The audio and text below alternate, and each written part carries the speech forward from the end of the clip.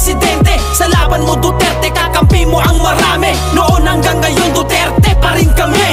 Duterte pa rin kahit na ano man ang mangyari. Duterte ang pinakamagaling na presidente. Sa laban mo Duterte, kakampi mo ang marami. Noon hanggang ngayon Duterte pa rin kami. Pinakamagaling na naging presidente ng Pinas. Ngayon ay pinagtutulungan ng kampo ni Satanas. Mga walang ibang hangad kundi sa trono maupo. Para sa posisyon ay handa na makipagbuno. Nung kanyang panahon ay nabawasan ang sagabal. Ngayon ay bumalik kaginabo nagipagkamal. Bamad silak pangimatay langon dun namin balingan. Balik sa dating gawi wala nang kinakatakutan. Ano na ang nangyari sa pinasigla ng bayan? Ang sukli ba ay kulungan sa kanyang pinaghirapan? Galit ba kayo pagkat siya'y masakit magsalita? O galit kayo kasi sa yung maraming nagawa? Nakilala ang Pinas nung si Digong ang presidente. Di nyo kayang nakawin ang respeto